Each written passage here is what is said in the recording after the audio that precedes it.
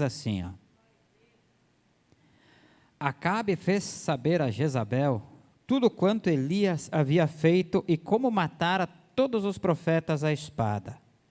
Então, Jezabel mandou um mensageiro a Elias a dizer-lhe: façam meus deuses como lhe aprouver, se amanhã a estas horas não fizer eu a tua vida como fizestes a cada um deles.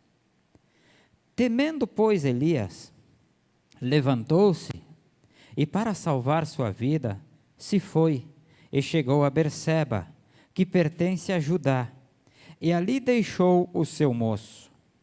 Ele mesmo, porém, se foi ao deserto, caminho de um dia, e veio e se assentou debaixo de um zimbro, e pediu para si a morte, e disse: basta, toma agora, ó Senhor, a minha alma, pois não sou melhor do que meus pais. Deitou-se e dormiu debaixo do zimbro. Eis que um anjo o tocou e lhe disse: levanta-te e come. Olhou ele e viu, junto à cabeceira, um pão cozido sobre pedras em brasa e uma botija d'água. Comeu, bebeu e tornou a dormir. Voltou segunda vez o anjo do Senhor, tocou-o. Ele disse: levanta-te e come, porque o caminho te será sobremodo longo. Levantou-se, pois, comeu e bebeu, e com a força daquela comida, caminhou 40 dias e 40 noites, até Horebe, o monte do Senhor. Amém? Hoje eu quero falar um pouco sobre algumas coisas que a gente vai adotando na nossa vida, e não é que esteja errado, não pode se tornar permanente isso. Por exemplo, uma medida paliativa para a nossa vida. Nós podemos tomar de vez em quando, mas não convém estar sempre tomando essas medidas na nossa vida, pois haverá um tempo que elas não resolvem mais. Pastor, o que é paliativa?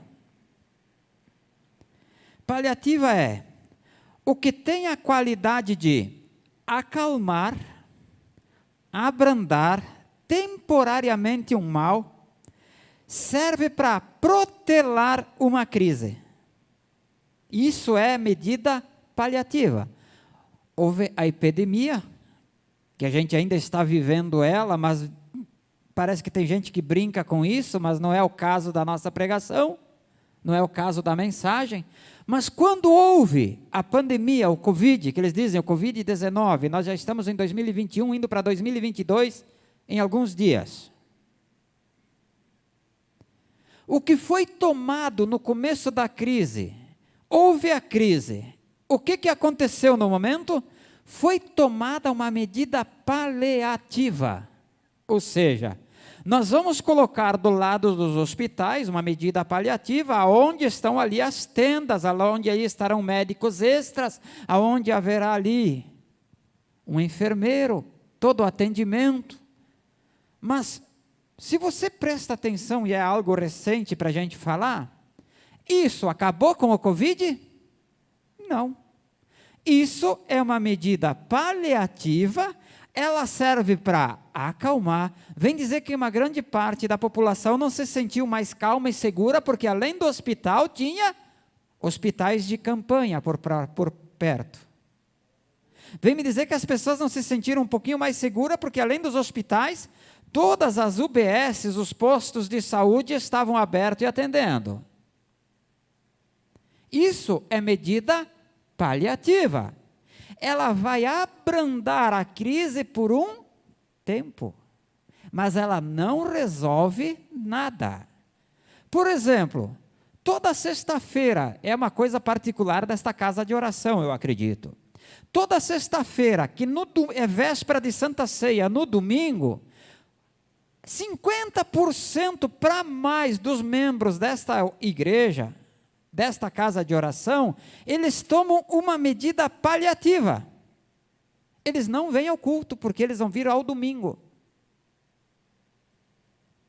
Ou seja, por um tempo, vai abrandar a vida deles, por um tempo vai acalmar, mas vai chegar um momento que essa medida paliativa vai fazer falta em suas vidas.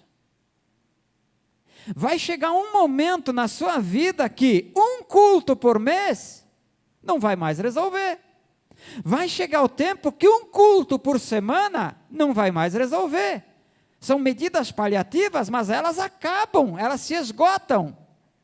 Se não forem tomadas providências, volta tudo pior do que estava antes. Nós tomamos as vacinas. Tem gente que não tomou vacina.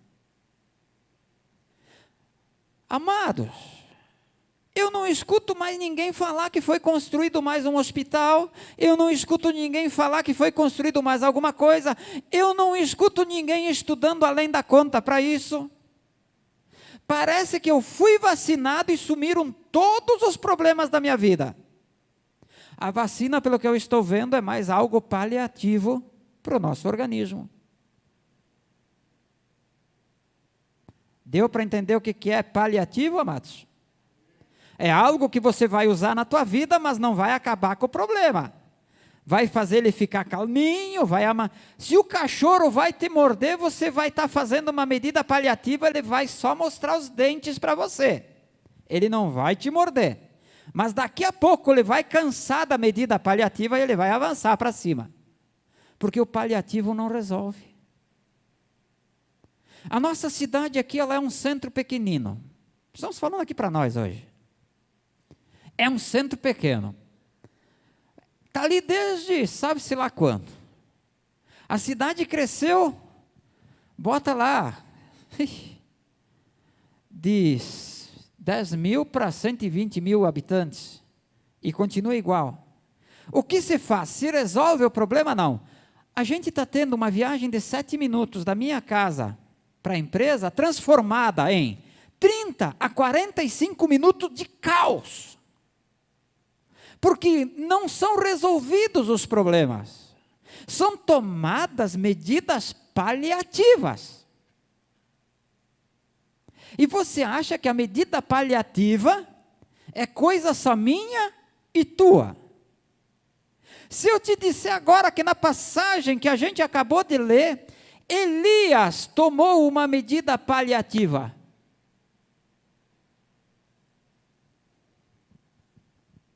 Estou alertando a nós todos que não é errado tomar a medida paliativa, mas ela não pode se tornar permanente, não pode se tornar um ciclo vicioso em nossa vida. Não faça disso algo normal para você. O paliativo vai te ajudar o dia que você se encontrar em uma crise, em uma situação de desespero, em uma situação de urgência. O paliativo é para você ganhar um tempinho para resolver o problema. Eu vejo muito crente tomando medida paliativa com Satanás. Satanás levanta o problema e toma-se uma medida paliativa de ir à igreja 2 a 3 vezes por semana. 2 vezes. Satanás parou de incomodar, eu volto 1 vez por semana. Nós já vamos chegar ao porquê de 1 vez, 3 vezes, 2 vezes. Tudo tem um propósito de Deus. O meu propósito é te incomodar com a palavra de Deus. Eu sou aquele tipo de pregador que gosta de incomodar o coração das pessoas. Jesus mesmo disse, eu não vim para unir, eu vim para dividir, eu vim para fazer vocês pensarem, eu vim para fazer vocês terem que largar as coisas que vocês pensam que são boas, para vir fazer as coisas que são boas sim, mas aos olhos do meu Pai. Mas o ser humano está tomando medidas paliativas para poder querer ficar na presença de Deus e ficar abraçado com o mundo. Jesus disse: vocês não vão poder ficar tomando, eu vou botar de um jeito diferente, tá? Não está escrito na Bíblia, mas a mensagem é assim. Jesus quer dizer que não adianta vocês tomarem medidas paliativas para agradar o mundo e a Deus. Vai chegar uma hora que essa medida não vai mais resolver, o paliativo não vai funcionar, e vocês vão desagradar ou o mundo ou a Deus. Tomara que todos desagradem o mundo.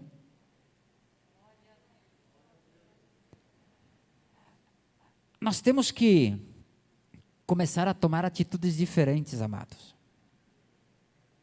Verdadeiras. Chega de botar panos quentes.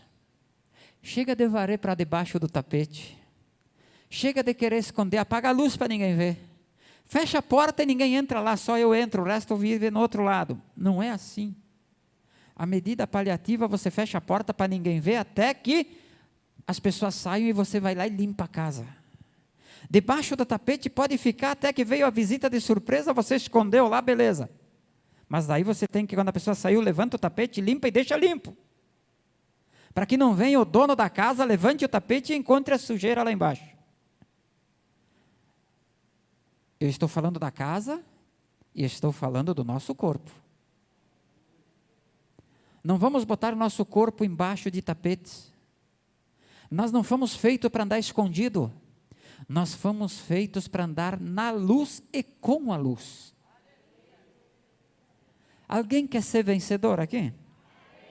Eu também.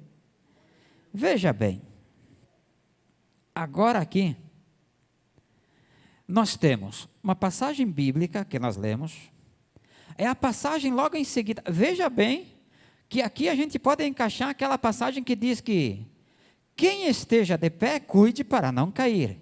Quem se acha que esteja forte, cuide para não enfraquecer. Aqui nós estamos lendo uma passagem de Elias, que todo mundo gosta. Sobe o homem de Deus, profeta de Deus, vai no Monte Carmelo, contra ele, vamos arredondar, conta 400 profetas de Baal, fora o troco, e ele vai em nome de Jeová, o mesmo cara que disse, eu digo, não vai chover, e Deus olha para ele e diz, tu falastes assim, será como tu falastes. Deus dizendo para ele, gente, chega a arrepiar. Chega a arrepiar de pensar nesse homem que fala com Deus e Deus fala com ele e ele diz, não chove. E Deus olha para ele ali embaixo e diz, assim seja. E nós estamos falando de um homem agora que derrota, gente. Derrota os profetas de Baal. Os profetas de Baal fazem de tudo, se espancam, se machucam. Enfim, o que você pensar que eles podiam fazer, eles fizeram até não terem mais forças. Elias estava num momento tão confiante com Deus, que ele olhou para os 400 e ele não disse, acabem logo que vou eu, vão resolver. Não, ele disse, tentem de novo. Insistam. Quem sabe ele foi tirar uma soneca. Quem sabe ele foi viajar, ele volta para atender vocês. Ele tinha tanta confiança em Deus, ele estava tão firme na presença de Deus, que nada estava abalando. Que quando os profetas de Baal cansaram, ele disse, limpa-se agora tudo o que está aí, e me tragam o bem mais precioso agora nesta parte da terra. O trato era, cai fogo do céu, ninguém vai com fósforo nem com isqueiro, tá? Não tem gasolina para ajudar. Caia fogo do céu e consuma o que vai estar em cima do altar consagrado. Fogo e água não combina. Ele pede o bem mais precioso, ou seja, a pouca água que havia em algumas vasilhas. E ele molha, lava o altar, purifica o altar. Tem gente que diz que ele lavou. Ele purificou o altar. Como é que a gente se purifica dos pecados em nome de Cristo? Descendo as águas. Como é que a gente vai viver na eternidade? Junto à fonte das águas vivas. Quem beber, ele disse para a samaritana, quem beber da água desse poço, sempre vai ter sede. Agora, quem beber da água que eu estou oferecendo, esse jamais terá sede. Ou seja, agora Elias faz tudo ao contrário para quem vai incendiar o negócio. Se 400 não conseguiram, um homem só com toda a confiança vai fazer acontecer. Por quê? Porque ele não está tomando medidas paliativas, ele está simplesmente fazendo, ele está simplesmente tendo fé, ele simplesmente crê que existe um único Deus verdadeiro. E ele vai lá, pede para Deus, Deus abre os céus, lança um raio, desceu fogo do céu, consumiu o holocausto, e o que acontece em seguida? Todos os profetas de Baal são mortos, todos, a fio de espada, todos morrem. Agora a gente entra na leitura que a gente fez. Veja como está Elias, e agora ele vai ter um momento da vida dele, que é o que eu estava falando para a amada igreja. O paliativo não pode se tornar um hábito na nossa vida. O paliativo é para um momento de crise, um momento de urgência, um momento de dificuldade. Mas o paliativo é só ali e passa a régua. É para ganhar o tempinho de resolver o problema. Acabe, o rei, volta até a rainha Jezabel e diz tudo o que aconteceu. Elias, o Deus de Elias, o Deus de Israel, fez cair fogo do céu e consumiu o holocausto. E os 400 profetas que te pertenciam, Jezabel, e o troco que estava junto, foi tudo dizimado. O que Jezabel faz chegar através de um mensageiro aos ouvidos de Elias? Se até o dia de amanhã você não estiver morto, os deuses façam comigo o que eles quiserem. Palavra da rainha. Quantos de nós não recebem afrontas desse jeito? Muitos conhecendo Jesus e muitos não conhecendo Jesus. Muitos tendo Jesus e muitos não tendo Ele na sua vida. Notícia de um câncer. Quantos foram curados dentro dessa casa de oração? Quantos estão ainda lutando? Quantos ainda não vão lutar contra essa doença? Mas quantos que não venceram já? É tremendo o que Deus faz. Essa é a certeza que a gente tem que fazer. Fazer a nossa fé funcionar. Porque se nós perdermos a esperança, a nossa fé esmorece. Fé sem esperança, esperança sem fé não existe. E qual é a nossa esperança? Cristo. Cristo é a nossa esperança. Sou afrontado, seja física, espiritualmente, financeiramente. Cristo é a minha esperança. Cristo tem que ser a esperança do povo. Mas você viu tudo o que eu comentei, enfatizei de Elias, e o que Elias faz? Toma uma medida paliativa. Veja bem, falava com Deus, recém aconteceram todos esses fatos, aconteceu agora uma afronta contra a vida dele, e a Bíblia narra bem certinho. Elias fugiu para salvar a sua vida, ou seja, ele salvou a própria vida. Porque eu não vejo em nenhuma passagem aqui Deus mandando ele fugir.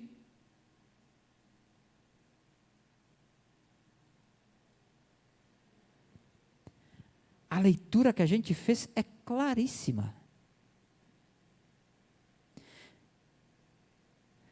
Temendo, pois, Elias, levantou-se e para salvar sua vida se foi. E chegou a Berseba, que pertence a Judá, e ali deixou o seu moço e seguiu para o deserto. Não está que Deus mandou ele para tal lugar. Ele toma uma medida paliativa. Ele foge para salvar sua vida. A medida paliativa, ela está certa ou está errada na vida agora?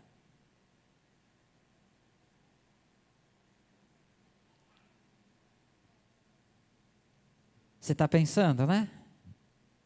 E se eu disser para você que ela está errada e ela está certa? Por isso que eu digo para você que o paliativo, ele faz parte, mas não pode ser permanente. Veja bem, ele toma uma decisão paliativa, ele foge. As pessoas ouvem falar de Jesus Cristo e que tem que serem perdoadas dos seus pecados por Jesus, tem que fazer o batismo da remissão dos seus pecados. A pessoa que não é batizada pela remissão dos seus pecados não tem parte com Deus. Fica fora do nome filho e filha de Deus. Porque não está tendo dentro do seu coração remissão dos seus pecados através de Jesus. Ou seja, a pessoa não reconheceu, não se arrependeu, está tomando medidas paliativas para arrumar desculpas, para escapar da presença de Deus. Elias aqui está fugindo de Jezabel. Ele faz uma medida paliativa. Qual é a medida paliativa dele? Fugir. Pois bem, o que resultou isso para ele? Ele salvou sua vida? Sim, momentaneamente salvou. Foi para o deserto, mas chegou a uma altura do deserto que ele se encontrou cansado, com fome. Não tinha quem o abastecesse. A tal ponto que ele vai debaixo de uma sombra de um zimbro e descansa. Pega no sono. Agora, até ali deu errado a medida paliativa. Mas o que está salvando ele agora? O Deus que ele serve. Deus não nos joga fora por tomarmos atitudes que muitas vezes não é da vontade de Deus. O que ele fez não afrontou a Deus. O que ele fez trouxe para si mesmo cansaço, fome e depressão. Por que tem muita gente depressiva na face da terra? Porque fica tomando medidas paliativas. Quem foi que inventou essa palavra? Quem é que usa muito essa palavra? Os médicos. Você está com uma doença, o médico vai lá, ele te dá um comprimido. Aqui é uma pastilha, tá? Ele te dá um comprimido. O que o comprimido faz na tua vida? Uma medida paliativa, te alivia a dor, te dá um momento de sossego. Muitas pessoas nervosas, ele dá um comprimido, uma medida paliativa que acalma a pessoa. Mas quem tem Deus, não precisa ser acalmado. Quem resolve o problema da sua vida, chegando até Jesus Cristo, de verdade, não precisa ficar calmo. Ele já é uma brasa acesa, viva. Ele já é impulsionado pela maior força que existe nesse planeta, que é o Espírito Santo de Deus. Mas ele não é violento e ele não é de guerra. Como assim, pastor? Porque quem tem Jesus tem a paz de Cristo. E nada é superior à paz de Cristo. A paz de Cristo, ela não é paliativa, ela é definitiva na vida do cristão. Isso é para quem quiser receber essa paz verdadeira. Você pode estar sendo afrontado, você pode estar sendo acusado, você pode estar no pior momento da tua vida, podem estar tramando a tua morte, mas a paz de Cristo te mantém estável, te mantém sóbrio, você vai estar firme. Você não vai fugir, você não vai tomar anestésico, você não vai tomar droga nenhuma. A paz de Cristo vai te manter firme e você vai ver o problema de frente. E se você ficar de pé na paz de Cristo, você vai ver Deus entrar na tua vida, seja com seus anjos, com seu Espírito, ou com o Rei dos Reis e Senhor dos Senhores, e vai ver a vitória, para que o nome dele seja glorificado. Palavra salgada para essa noite, palavra que transforma, que modifica a vida de quem quer tomar medidas fortes, quem quer tomar medidas que resolvam os problemas da sua vida. Quer resolver a crise que te atormenta? Deixa a medida paliativa de lado, aceite a Cristo, receba a palavra de Deus.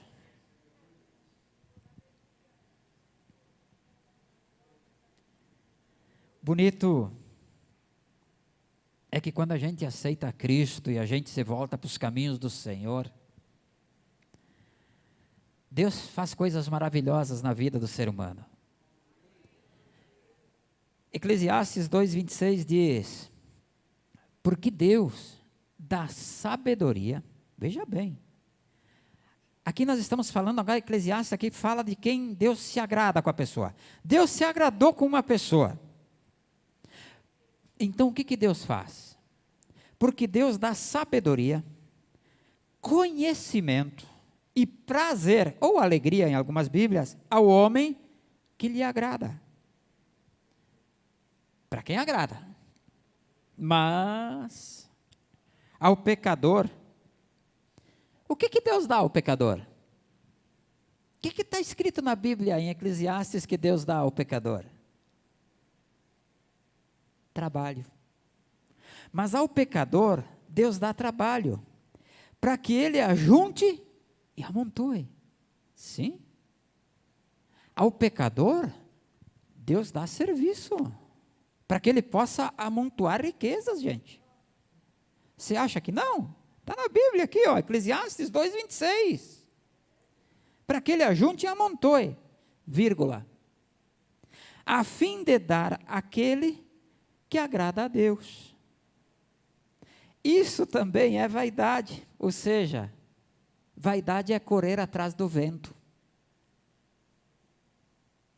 A gente esquece de Deus, precisa de ajuda, faz uma medida paliativa, chega até Deus, mas a gente continua através das medidas paliativas, a gente vai prorrogando, vai indo, vai resolvendo. Mas não resolve. Deus te dá trabalho. Sim, Deus te permite amontoar, juntar riquezas. Para depois, você deixar aí tudo para aqueles que agradam a Deus. Eu conheci uma pessoa que, ela e o seu esposo trabalhavam. Todos os dias, eles trabalhavam em empresas, e à noite iam construir a casa. Né? Aos sábados eles construíam uma casa. Pensa numa casa, nada contra. Aos domingos, casa. E trabalha. Ela morreu. Ficou para outra. Ela amontoou um monte de riqueza, uma fortuna em bens. Ficou para outro. Ou seja, correr atrás do vento. Você pega vento? Eu sei que tinha alguém querendo estocar vento esses tempos, mas você pega vento? Você corre atrás do vento, você consegue pegar ele? Você vai engarrafar vento também? Vai servir para quê? Amados, a pregação é séria. Se você agradar a Deus, se voltar para Deus, Ele vai te dar sabedoria, entendimento, vai te estabilizar. Não bote paliativos, não bote desculpas, não coloque panos quentes, resolva o problema de uma vez por todas, chegue até Deus, só Ele é a solução, só Ele. Ele vai resolver os problemas da tua vida. Vai. Ele vai fazer até outros trabalharem para que você lá na frente colha a bênção. Ah, pastor, isso é Deus? Sim. Quando o exército de Israel derrotou os reinos vizinhos que trabalhavam e eram prósperos, correram atrás do vento a vida inteira.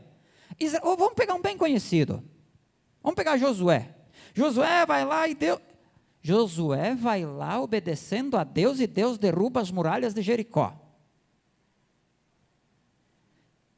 Toda a riqueza que aquele povo trabalhou a vida inteira para recolher, ficou para quem? Para quem agradava a Deus.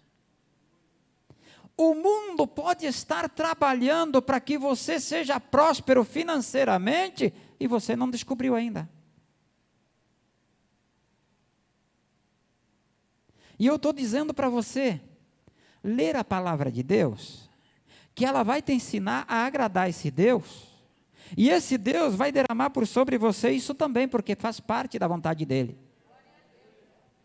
Amados, eu já tive pessoas que bateram na minha porta da minha casa em momento de crise, não foi no momento que eu não precisava, eu não botei medida paliativa, a pessoa bateu na porta da minha casa e me entregou um envelope com dinheiro. Gente, eu não peço dinheiro para ninguém aqui. Eu sei que de vez em quando a gente precisa dar uma ajudazinha daqui, uma ajudazinha dali, tudo bem. Mas assim, eu não vou ali pedir, me dá dinheiro. Deus providenciou. Tive problemas de saúde. Essa eu tenho que falar. Está se benzendo, amado? Você que assiste aí pelos canais, aí as redes sociais, você está se benzendo? A benzedura é um movimento paliativo para a tua vida, tá? Cedo ou tarde vai estourar. Jesus Cristo é o dono da cura. Ele é o dono da vida. No nome dele, se tu creres, tu serás curado. E eu não coloco doença, tá? Nem nome, todas elas. Dizem que Jesus é o maior de todos os médicos. Num segundo ele pode consultar toda a humanidade que está aí. Eu creio nisso. E você? Aqui está a parte mais importante. Aqui a gente tem a passagem agora que Deus vê que ele tomou uma medida paliativa, está sofrendo, assim como muitos de nós sofrem. Deus envia anjos aqui na terra para falar também. Deus faz você ir para um lugar, para um outro, até encontrar alguém que vá dizer alguma coisa que seja de acordo com a vontade dEle. Que não seja gente querendo extorquir dinheiro de você, que não seja gente querendo enganar você com falsas palavras, ou não seja gente que está querendo iludir você para que você seja convencido a fazer algo. Deus nunca quis convencer ninguém. Deus deixou a sua palavra para que o povo se converta. É diferente. Eu quero ser convertido para Deus. Ponto. Deu. Ele não vai mandar um anjo aqui endireitar a minha vida, mas vai me ajudar. Aqui ele vê Elias naquele sofrimento, ele manda um anjo lá. A medida paliativa trouxe depressão até ele, cansaço, sim, um momento difícil, sim. Mas ele tinha que ter visto que ele estava com Deus antes. Agora o anjo dá para ele comida e dá para ele água. Ele volta a dormir. Imagina o cansaço, ele se alimenta e dorme de novo. O anjo pela segunda vez leva até ele comida e água novamente e o acorda. E diz para ele, ó, coma dessa comida que você vai precisar. Bom, eu sei que desde que eu comecei a me alimentar diferente, a minha vida mudou. Eu não estou falando de trocar de restaurante, de lancheria ou de cozinheira. Eu estou falando desse alimento aqui, ó. Eu não falei em ler, eu falei em me alimentar. Ler todo mundo pode ler. Eu quero saber se você quer se alimentar. Porque o anjo do Senhor trouxe para Elias um tipo de comida para a época. Mas a época que eu e você vivemos agora, Deus tem enviado anjos com outro tipo de alimento. Um alimento que nós mais precisamos hoje é o alimento espiritual. O que nós mais estamos precisando hoje é um alimento que vem da fonte de água viva, pão da vida, o Senhor Jesus Cristo de Nazaré. Porque o anjo diz para ele: coma, porque você vai precisar. E ele andou 40 dias e 40 noites até chegar ao monte do Senhor. Eu estou dizendo para você hoje: coma e beba desse alimento. Coma e beba espiritualmente desse alimento. Ele vai te dar força e vai te sustentar para você, porque a tua jornada é longa ainda. E você vai precisar para chegar na presença do Senhor. Sem se alimentar dessa palavra, você não chega na presença de Deus.